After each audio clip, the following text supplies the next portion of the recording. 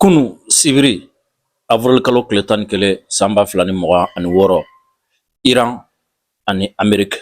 n'o ye États-Unis olu tun bɛ négociation na Pakistan Islamabad. A négociation a kunfɔlɔ kɔni o kun cɛra sabula délégation bɛɛ segira ka taga so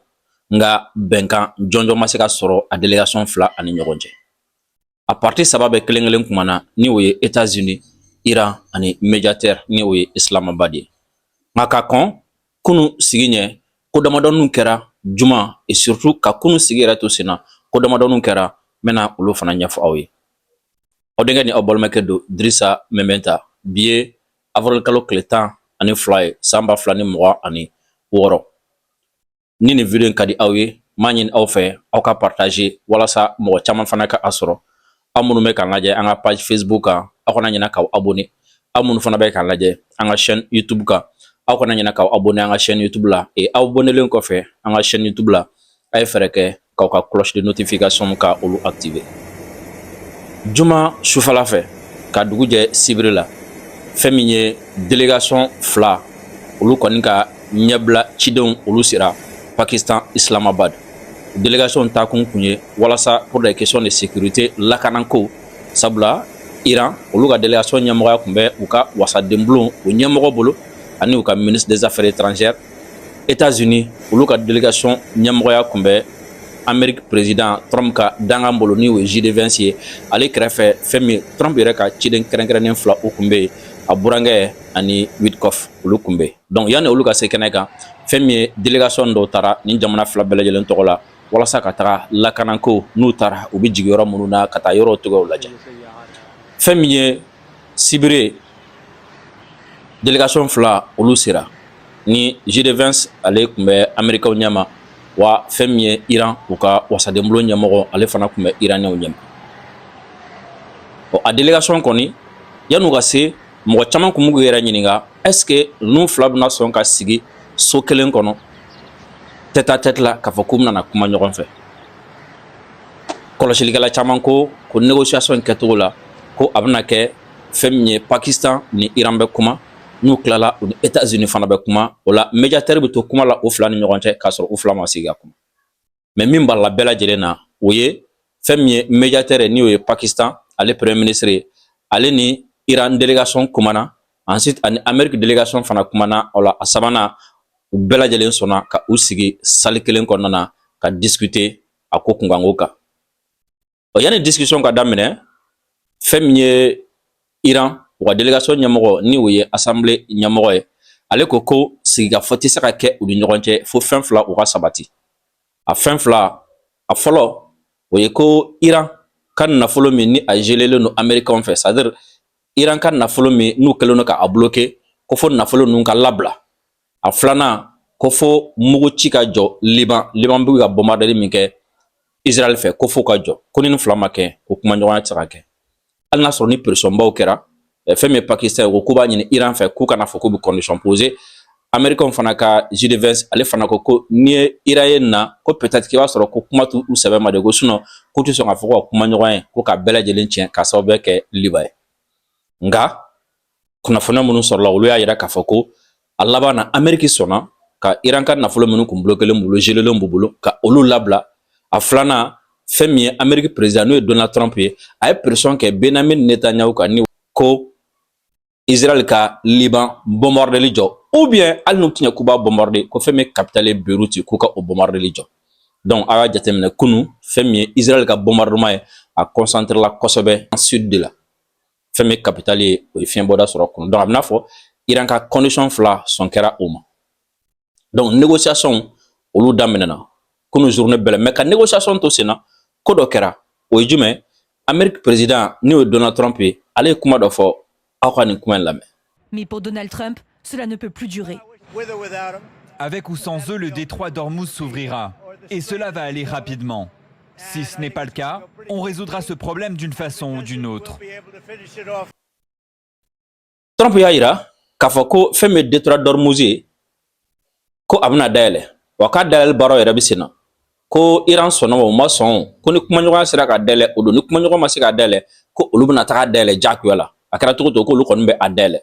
O y'a sɔrɔ fɛn min ye Amérique u ka fintigilakaw ka ɲɛmɔgɔ so olu fana message dɔ kɛ ko u ye Détroit d'Ormuz dayɛlɛli daminɛ sabula k'olu ka bateau dɔw taara ko walasa ko ka mine minnu bɛ ji la ko ka a mine bɔ.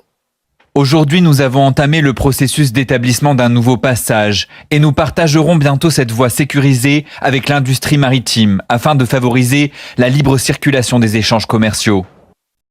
Iran fana ye communiqué dɔ kɛ k'a fɔ ko Américains bi ka bɛnkan ko k'a sɔsɔ ni u ye mugu joli ye sabula ko u ka bateau fila ko olu bɛ Détroit kan. Donc k'u b'a ɲini médiateur fɛ a k'a fɔ Américains ye o minute 30 de di u ma. Minute 30 kɔnɔna la ni bateau ninnu ma bɔ ji kan u b'a bombarder. A laban bateau ninnu kɔni bɔra ji kan. C'est-à-dire u taara cogo min na u tila ka segin o segicogoya kelen na. Hali n'a sɔrɔ ni Américains y'a présenté ko olu tun bɛ ka déménager de kɛ mais bateau ninnu ye u teliyali min kɛra le fait que u ma jɔ u teliyara ka segin bɛɛ lajɛlen kɔni b'a dɔn n'a sɔrɔ n'u kun tagali kun ye déménager ko ye a kun tɛ teliya nin cogoya la.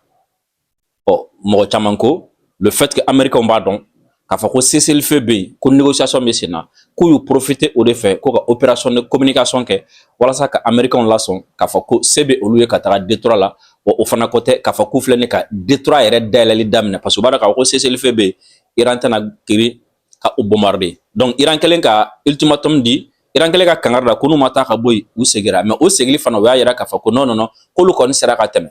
donc olu kɛra kunu mais a labanna min na déménagement kɛ c'est-à-dire minima bɔ yen bateau fila in fana a fɔra ko u tɛmɛna nga a bɛna fɔ u teliyara u ma jɔ ka temps yɛrɛ ta nka kuma caman y'a fɔ ko bateau kun ye bateau fila min don c'est-à-dire ko Détroit côté fila la kelen bɔra a numan fan fɛ kelen bɔra a kiniyan fan fɛ ko nka k'a bɛɛ segira Américains ko ayi ko min bɔra kiniyan fan fɛ k'o tigɛra ka taga numan fan fɛ min bɔra numan fan fɛ k'o tigɛra ka taga kiniyan fan fɛ mais de toute façon bateau ninnu kɔni u teliyara u ma jɔ wa Iran kangari min fana da minute 30 bateau ninnu ma o kɛ tuguni donc sigikafɔw olu tora sen na fo ka heure 21 ɲɔgɔn u bɛ sigikafɔ la sigikafɔ kɔni bannen fɛn min ye a jamana saba Iran Amérique ani Pakistan ninnu saba bɛɛ lajɛlen ye communication dɔw kɛ fɛn min ye Iran olu ka ministre des affaires étrangères o ka lasigi o ka kuma lasela ale ye ɲɛfɔli kɛ a ye min fɔ n b'o kɔnɔ kuma kala aw ye. Ensuite, fɛn min ye JD ye n'o ye Américains ka vice-président ye ale fana ye kuma ta a ye min fɔ a bɛ na o lamɛn o kɔfɛ fɛn min ye Pakistan ye olu fana ye communiqué min kɛ o communiqué n bɛn'o fana a bɛ na o communiqué fana kɔnɔ kuma ka o lamɛn an b'a daminɛ min na o ye Amérique vice-président n'o ye JD ye ale ye point de presse mangani min kɛ yanni a ka sigi ka taga Amérique an b'a daminɛ o la. Bon, je ne vais pas entrer dans les détails, car je ne souhaite pas négocier en public après avoir négocié pendant 21 heures en privé, mais le fait est que nous avons besoin d'un engagement ferme de leur part à ne pas chercher à se doter de l'arme nucléaire et à ne pas chercher à se procurer les moyens qui leur permettraient d'y parvenir rapidement. Tel est l'objectif central du président des États-Unis. Et c'est ce que nous avons tenté d'obtenir à travers ces négociations. Encore une fois, leur programme nucléaire, tel qu'il est, les installations d'enrichissement qu'ils possédaient auparavant, ont été détruites. Mais la question est simplement de savoir si nous constatons un engagement fondamental de la part des Iraniens à ne pas développer d'armes nucléaires, pas seulement aujourd'hui, pas seulement dans 2 ans, mais à long terme. Nous n'avons pas encore constaté cela et nous espérons le voir. Nous avons abordé ces questions, ainsi que plusieurs autres, et ces points ont bien sûr été soulevés à nouveau. Nous n'avons tout simplement pas réussi à obtenir une situation où les Iraniens étaient prêts à accepter nos conditions. Je pense que nous sommes assez flexibles et assez conciliants. Le président nous a dit que nous devions venir ici de bonne foi et faire de notre mieux pour parvenir à un accord. C'est ce que nous avons fait. Et malheureusement, nous n'avons pas réussi à faire avancer les choses. JD n'o ye Américains ka négociateur en chef ye ni Amérique vice-président do a yɛrɛ k'a fɔ ko olu ka président n'o ye Trump ye k'a ye olu bila ka na u ka kuma kɔnɔnajɛlenya la walasa bɛnkan ka se ka sɔrɔ cogoya min na donc ko olu nana fana o kuma na kɔnɔnajɛlenya la ko nka ko Iran ma sɔn olu ta ma olu ye condition minnu posé ko Iran ma sɔn olu condition ma surtout ko fɛn min ye Iran ma sɔn a ma k'a fɔ ko olu tɛna na arme nucléaire ko o ɲini u tɛna ɲini sisan wa u tɛna ɲini badabada yɛrɛ ko Iran ma sɔn ka laidu ta k'a fɔ k'u sen bɔ nucléaire ko la c'est-à-dire arme nucléaire ko la ko hali n'a sɔrɔ ni site minnu bɛ Iran bolo n'u bɛ nin baara ninnu kɛ ko olu y'a bɛɛ tiɲɛ ko nka ko Iran ma sɔn o yɔrɔ de ma donc ko ni dun ye a ta k'a jateminɛ ko hali ni olu b'a dɔn k'a fɔ ko a se tɛ Iran ye ka kɛ nin waati na nka ko ŋaniya yɛrɛ de ma se ka sɔrɔ olu ma se k'a santi Iran na k'a fɔ ko a b'u kɔnɔ yɛrɛ de ko ka a ko dabila ko nka k'u b'a jigiya don n'a nataw la hali n'a sɔrɔ n'u ma bɛnkan sɔrɔ ɲɔgɔn u bɛ se ka jigiya don n'a nataw la a bɛ se ka kɛ bɛnkan dɔ bɛ sɔrɔ ɲɔgɔn cɛ ainsi surtout nka k'olu kɔni ye u se kɛ Iran olu fana ka ministère des affaires étrangères ale ka kuma lasela ale fana ye ɲɛfɔli kɛ n'u fana kɔnɔ kuma m'o kala aw ye ka sɔrɔ ka a traduit.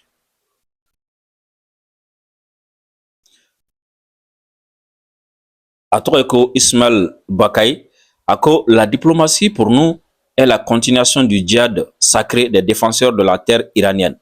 Ko olu bolo diplomatie baara ye u bɛ ni jadi min na ni minnu kɔnna u ɲɛ u ka lakanaba minnu kɔnna olu ɲɛ olu ka baara o sira tali ko olu bolo o jadi ko diplomatie fana ye o dɔ ye. Nous n'avons pas oublié et nous n'oublierons pas les expériences des violations des promesses et des mauvaises actions de l'Amérique. Ko olu ma ɲina wa k'u tɛna ɲina fana fɛn min ye américains ka ngalontigɛ u ye lɛdu fu minnu ta olu ye kuma ɲɔgɔnya u senfɛ ko u ma ɲina wa u tɛna ɲina o fana kɔ. Tout comme nous ne pardonnerons pas les crimes odieux commis par eux et le régime sioniste au cours des 2 et 3e guerres imposées. Wa ko o toga kelen na fɛn min ye u tɛna ɲina fana Amérique ye ninjuguya wale min ta ka olu sɛgɛrɛ ani fɛn min Israël ye olu fana ninjuguya wale minnu ta k'olu sɛgɛrɛ u ye crime minnu ta ka olu sɛgɛrɛ u tɛna ɲina olu fana kɔ minnu kɛra nin kɛlɛ fila in ani kɛlɛ sabanan min ni o filɛ nin ye senna sisan nɔ o senfɛ. Aujourd'hui a été une journée chargée et longue pour la délégation de la République islamique d'Iran à Islamabad. Les négociations intenses qui ont commencé samedi matin avec les efforts bienveillants et la médiation du Pakistan se sont poursuivis sans interruption jusqu'à présent et de nombreux messages et textes ont été échangés entre les deux parties. Ko kunu kile kɔni ko a kɛra don sa don min ni a don fanga bonyara kosɛbɛ c'est-à-dire baara bonyana a kɔnɔ kosɛbɛ fɛn min ye Iran délégation fɛ min kun bɛ Islamabad n'o ye Pakistan ye. O ko kumaɲɔgɔnya kɔni fanga bonyana kosɛbɛ minnu ni u daminɛna sibiri sɔgɔmada fɛ ko wa k'u ye wulikajɔ caman de kɛ et surtout a ma jɔ c'est-à-dire kumaɲɔgɔnya ma jɔ wa ko falenni caman kɛra cikanw na olu ani Amérique ni ɲɔgɔn cɛ. Les négociateurs iraniens utilisent toutes leurs capacités, leurs expériences. Les négociateurs iraniens utilisent toutes leurs capacités, leur expérience et leurs connaissances pour protéger les droits et les intérêts de l'Iran. O ko mɔgɔ minnu taara Iran tɔgɔ la ka taga ni kumaɲɔgɔnya in kɛ ko u kɔni bɛna dɔnniya fɛn fɛn bɛ u la c'est-à-dire se o se b'u ye fanga fɛn fɛn b'u la k'u bɛna bɛɛ de bila sen kan walasa ka se ka Iran a n'a jamanadenw ka nafa an'u ka hakɛw ko ka olu kɔlɔsi. La lourde perte de nos grands, chers et compatriotes a rendu notre détermination à poursuivre les intérêts et les droits de la nation iranienne plus ferme que jamais. Ko olu ka ɲɛmɔgɔ minnu sara ko olu ka saya kɛra sababu ye ko ka dɔ fara olu ka cɛsiri kan ka dɔ fara olu ka wulikajɔ kan walasa Iran ani a ka jamana u ka hakɛw u ka nafaw ka u kɔlɔsi min ye badabada kɔlɔsi. Rien ne peut ou ne doit nous dissuader de poursuivre notre grande mission historique envers notre patrie bien-aimée et notre noble civilisation iranienne. Ko foyi tɛ se wa foyi mankan tɛ ka olu bali u ka ci min b'u bolo u ka jamana ye u ka jamana kama ka u kɛ ka se a dan na. La République islamique d'Iran est déterminée à utiliser tous les outils, y compris la diplomatie, pour garantir les intérêts nationaux et protéger le bien-être du pays. Ko fɛn min Iran jamana ye ko u labɛnnen no ko ka sira bɛɛ ta hali ni a kɛra diplomatie ye walasa fɛn min ye olu ka jamana ka nafa ani ka jamanadenw u ka lakana ani jamanadenw bɛ se ka hɛrɛ sɔrɔ min na walasa k'o sira ka o tɔbɔtɔ. Au cours des derrière 24 heures, des discussions ont eu lieu sur diverses dimensions des principaux sujets de négociation. Ko tile fila laban in na ko kumaɲɔgɔnya caman kɛra yɔrɔ caman na surtout fɛnw kan fɛn minnu bɛ yen nɔ ni o kuma b'u ni ɲɔgɔn cɛ c'est-à-dire sujet minnu bɛ yen nɔ ko kumaɲɔgɔnya kɛra ka yɔrɔ caman na y compris le détroit d'Ormuz, la question nucléaire, les réparations de guerre, la levée des sanctions et la fin complète de la guerre contre l'Iran et dans la région. Ko kɛrɛnkɛrɛnnenya la kuma kɛra minnu kan ko fɛn min ye Hormuz dayɛlɛli n'o ye détroit ye ko kuma kɛra Hormuz kan ko nucléaire ko kuma ni o fana ye atomique bombe atomique ko kuma kɛra olu kan ko fɛn min ye kɛlɛ kɛra sababu ye ka tiɲɛni minnu don olu kun o sarali ko kuma kɛra olu kan ko sanction minnu fana b'u kan n'o ye ɲangili minnu b'u kan ko kuma kɛra o kan ko ani kɛlɛ yɛrɛ ka ban bada la ka ɲɛsin Iran ma ani u ka sigida jamana ninnu bɛɛ kɔnɔna n'o kuma ko kuma ɲɔgɔn caman kɛra olu fana kan. Le succès de ce processus diplomatique dépend du sérieux et de la bonne foi de la partie adverse. Ko nin kuma ɲɔgɔnya ninnu u ka san sɔrɔli a ka ɲɛ sɔrɔli a ɲɛnabɔli ko a bɛ dépend olu ni minnu bɛ ɲɔgɔn na c'est-à-dire n'o ye américains ye k'olu ka ŋaniya ɲumanya la. En l'absence de demande excessive et illégale et de l'acceptation des droits et intérêts légitimes de l'Iran. O fana ko walasa ni kuma ɲɔgɔn ninnu ka se ka ɲɛ sɔrɔ bɛn ka se ka sɔrɔ ko fo fɛn min ye Amérique jamana ye u kana fɛn ɲini Iran fɛ fɛn min ye fɛn dama tɛmɛnen u kana fɛn ɲini Iran fɛ fɛn min fana bɛ yen nɔ ni o ye sariya sɔsɔ ye u kana fɛn ɲini Iran fɛ min ye sariya sɔsɔ ani u ka sɔn a ma fana k'a fɔ ko hakɛ de bɛ Iran jamana fana bolo. Nous exprimons notre gratitude au gouvernement et au peuple chaleureux et noble de la République islamique du Pakistan pour l'accueil des négociations et leurs efforts bienveillants pour faire avancer ce dossier. Ko fɛn min ye Pakistan jamana ye a n'a ɲɛmɔgɔ k'u bɛ olu fana fo kosɛbɛ u ka bisimilali ɲuman na ani u wulikajɔ fɛn fɛn kɛ walasa nin ko in ka se ka sira sɔrɔ. Nin ye Iran ale ministre des affaires étrangères a ka kumalasela ale ye nin kuma in kɛ sɔgɔmada na fɛn min ye ɲɔgɔn ye olu jɔlen kɔfɛ. Fɛn min ye Pakistan ye olu fana comme olu ye négociateurs ye olu fana ye laseli dɔ kɛ olu fana ye communiqué kɛ ale kɔnɔ kuma filɛ. Laissez-moi commencer par exprimer ma profonde gratitude à la République islamique d'Iran et aux Émirats arabes. Laissez-moi commencer par exprimer ma profonde gratitude à la République islamique d'Iran et aux États-Unis d'Amérique pour avoir répondu à l'appel du Premier ministre du Pakistan, Mohammad Shahbaz Sharif, pour un cessez-le-feu immédiat dans la région, ainsi que pour avoir accepté l'invitation du Premier ministre à tenir des pourparlers de paix à Islamabad.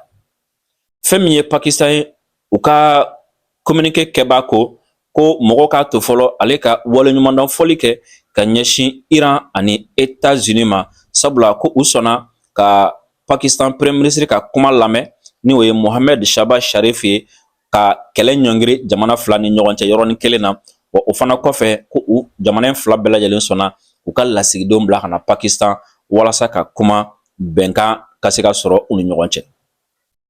La délégation des États-Unis d'Amérique, dirigée par le vice-président américain J.D. Vance, et la délégation de la République islamique d'Iran, dirigée par le président du Parlement iranien Bagher Ghalibaf, est arrivée hier au Pakistan pour participer aux discussions d'Islamabad. Ko fɛn min ye Amérique délégation ni o ɲɛmɔgɔ bɛ J.D. Vance bolo ni ale vice-président ye ani Iran délégation ni o ɲɛmɔgɔ bɛ o ka parlement ɲɛmɔgɔ bolo ni o ye Bagher Ghalibaf ko ninnu fila sera Pakistan kunu sibiri walasa ka kumaɲɔgɔnw kɛ jamana fila ani ɲɔgɔn cɛ. Avec le chef des forces de défense et le chef d'état-major de l'armée, le maréchal Shed Hassim Mounir, j'ai aidé à servir le médiateur à plusieurs séries de négociations intenses et constructives entre les deux parties. Ko ka fara ale kan n'i ye communiqué in jateminɛ a bɛ n'a fɔ fɛn min ye Pakistan ministre des affaires étrangères ale de ka sɛbɛn nɔ don ale de bɛ ka kuma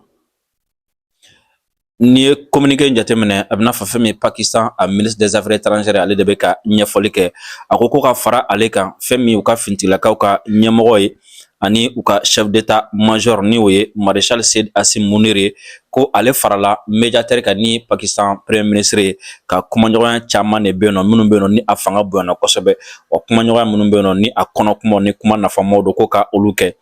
qui se sont poursuivis au cours des dernières 24 heures et se sont terminés ce matin. Ko kumaɲɔgɔnya minnu n'u u tun bɛ sen na heure 24 laban kɔnɔ c'est-à-dire sibiri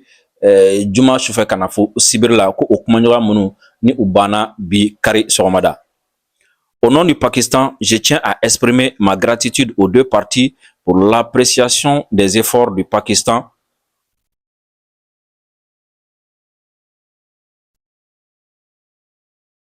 Au nom du Pakistan, je tiens à exprimer ma gratitude aux deux parties pour l'appréciation des efforts du Pakistan pour aider à atteindre le cessez-le-feu et son rôle de médiateur. Ko Pakistan ntola ale be Iran fo ka Amérique fo ni jamana fila min ye Pakistan ye wulikajɔba min kɛ nin ko na minnu sɔnna ko ka a lakodɔn walasa fɛn min ye dɛmɛ ka se ka kɛ kɛlɛ ye ka a ɲɔngiri ani Pakistan ye bɛnɲɔgɔnya sira taamali min kɛ u ni ɲɔgɔn cɛ le fait que ni jamana fila ye u lakodɔn k'a bɛ u fo u fana la. Nous espérons que les deux parties continueront avec l'esprit positif pour parvenir à la paix et à la prospérité durable pour toute la région et au-delà. Ko u bɛ a jigiya k'a fɔ fɛn min Amérique ani Iran u bɛna to hakiliɲumanya kɔnɔna la ka kumaɲɔgɔnya olu ka to sen na walasa fɛn min bɛn ani ɲɛtaga bɛ se ka sɔrɔ badabada Iran ni Amérique kan ani sigida ninnu bɛɛ lajɛlen kan. Il est impératif que les parties continuent à respecter leur engagement en matière de cessez-le-feu. Ko c'est-à-dire a nafa ka bon kosɛbɛ wa c'est-à-dire impératif fɛ k'a fɔ n'u ma nin kɛ ko tɛ se ka taa ka min to o ye jumɛn ko fo nin jamana fila bɛɛ n'o ye Iran ani États-Unis u y'u kan min di k'a fɔ k'u bɛna kɛlɛ ɲɔngiri ko fo u ka to u kanw kan u kana bɔ u kanw kan. Le Pakistan a joué et continuera à jouer son rôle pour faciliter l'engagement et le dialogue entre les deux. Ko fɛn min ye Pakistan ye ko a ye jɔyɔrɔba kɛ wa a bɛna continuer tuguni halisa ka a jɔyɔrɔ fin nin ko in na walasa ɲɛtaga bɛ se ka sɔrɔ. Donc n bɔra ka Iran, États-Unis ani Pakistan u bɛɛ laseli min kɛ aw bɛɛ lajɛlen y'a mɛn. Donc en résumé kumaɲɔgɔnya in kɔni ye heure 20 ni ɲɔgɔn kelen ɲɔgɔn n y'a fɔ aw ye a daminɛna cogo min na fo ka na se u saba bɛɛ lajɛlen sigilen don u ye falenfalen caman kɛra u ni ɲɔgɔn cɛ. Amérique olu ka laɲini kun ye min ye Iran ka l'aide ta a ka kalikan ta a k'a fɔ k'a sɔnna fɛn min arme nucléaire ko ye u y'u sen bɔ a ko la badabada u tɛna ɲini k'a dilan yɛrɛ tuguni.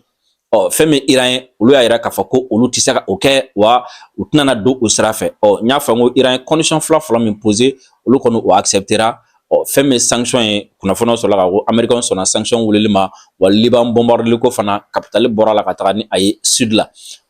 Kunnafonidila caman bɛ yen nɔ mɔgɔ kɔni ye fɛn suit bɛɛ lajɛlen tun b'a dɔn k'a fɔ ko kunun accord tɛ se ka sɔrɔ kunun ça c'est vraiment impossible parce que n'i ye jateminɛ kɛ jamana in fila in États-Unis ani Iran u ka points c'est diamétralement opposé donc tile kelen kɔnɔna na u tɛ se ka bɛnɲɔgɔnya sɔrɔ et surtout 2015 accord min ni a kɛra Iran ni Obama ka administration ni ɲɔgɔn cɛ san 2 de kɛra négociation na donc surtout nin ko in na enjeu ba de bɛ a la parce que an bɛ don min na i n'a fɔ bi a ma se ka fɛn fɔ aw ye n'i ye ko ta k'a jateminɛ i b'a ye mɔgɔ min bɛ ka boli bɛnkan nɔfɛ o ye États-Unis parce que Trump élection dɔ bɛ a ɲɛ o élection na risque ba bɛ a ka congrès perdu n'a ye congrès perdu o y'a ka politique bannen n'a ye congrès perdu a bɛna na jouer a ka républicains ka présidentielle nata kan kunun bɛ k'a fɔ n ko n bɛna min ɲɛfɔ aw ye o ye jumɛn ne ye jateminɛ kɛ ne y'a ye J.D. Vance nalen sisan a bɛna fɔ J.D. Vance ye candidat ye Trump nɔna bila la donc comme Trump dɛsɛra depuis ko in daminɛ a yirala k'a fɔ ko J.D. Vance tɛ nin kɛlɛ in fɛ donc mɔgɔ min don a ma sɔn ka don kɛlɛ in na a tɛ kɛlɛ in fɛ donc ni ale sera ka kɛlɛ ɲɛnabɔ Trump ka cote bi jigin J.D. Vance ka cote bi yɛlɛ c'est ce qu'on appelle gagner dans la défaite u ye kɛlɛ kɛ u ye défaite ta mais a bɛ kɛ sababu ye républicain ka futur candidat n'o ye J.D. Vance ye o ka cote bi yɛlɛ o man bɛ diya Américains ye c'est-à-dire malgré que kɛlɛ tiɲɛna mais ale bɛna kɛlɛ in tɔgɔ ta sabula ale bɛna kɛ sababu ye ka se ka Amérique labɔ donc n'o kɛra a bɛ tɔgɔ sɔrɔ donc n'a ka cote yɛlɛla donc a bɛ yira comme si ni Amérique tun bɛ problème kɔnɔna na ale sera ka Amérique labɔ donc forcément a bɛ a ka candidature a b'a nɔgɔya kosɛbɛ fɛn min ye élection présidentielle nata la et dɔ fana ko fɛn min ye n'i y'a ye o ye J.D. Vance fana bila ka na parce que ko Marco Rubio ni o ye affaire étrangère ye k'o de ka di Trump ye kosɛbɛ o bɛ fɛ o de ka kɛ candidat ye donc comme o ni Trump nana tantɔ ça n'a pas marché donc ni J.D. Vance fana nana n'a fana échouera donc ale fana bɛ bin donc par fini Marco Rubio donc de toute façon J.D. Vance kɔni ye bien placé pour être candidat Trump nɔna bila la donc raison pour laquelle n delila k'a fɔ n ka analyse tɔw la n ko en matière de guerre pour l'intelligent pertitala. Il faut juste pouvoir situation est présentée, il y a ce qu'à profit de tirer kabo ala. Et à mes domaines na phobie, ni Iranais ka position jatemine ou dans l'Américain ou tena d'Américain na era derrière ou le même mon fait wala ñu ka sabati ou fouille. Donc Trump kon mi ka continuer ka bagabalu ke mbadele ni fanga mbe détruire dele ni fanga arme bambula mami utiliser folo on totra mi ça non on attend nin kofe atob na ke togodi parce que benkan konu masoro mais c'est le fait dogokun fly oh dogokun fly re dikunde parce que ba don benkan tira soro clé donc peut-être yani ka dogokun fly ndafa oh kuma nyanga woro bike mais ne koni sigire no minga ne ka famuna alni dogokun fly ndafara Américain bi prétexte de soro wala saka c'est le fait qu'à continuer attaquer ka jo. Ils vont toujours continuer qu'à kenafo ni font ou na son Iran tama duma doni faut ta faut détruire d'elle et donc ni détruire d'elle là ni ko mi ke avec kunun koy atena résolu de mais avec kunun koy utana Iran toro tuni utana Iran bomorde tuni Iran na continuer ka bara fait de temps en temps utaka bagabago no fonke et faut ta faut domina minkara mais ko ina jatemine mo mi ka abela jele be bo ga be do nyoda wa mi ka sawe ga be tien o Israel premier ministre no Benjamin Netanyahu ale fana kunu ale fana ni Turki président no Erdogan ni kunu be ka nyogon clasher non a clasher a gana kosobe rere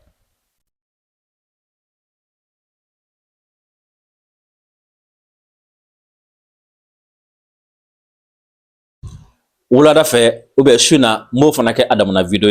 ka o fana di aw mani ala sonama donc ay mi fara nyon négociation mi sena wende ni video jarawe aw na nyana toujours ka aimer ka partager ka cœur chamambla ni abe fe aga produit walma aga service publicité kala ko don anga video sen fe abe saka taka anga page ka anga numéro be aban wele ou be abe message chama WhatsApp fe ambe aw jabi tranquillement bié dimanche bié carré ka ben avril kalo kletan ani flama samba fla ani mwan woro o denkani o bolma kedo Drissa Mementa salam alaikum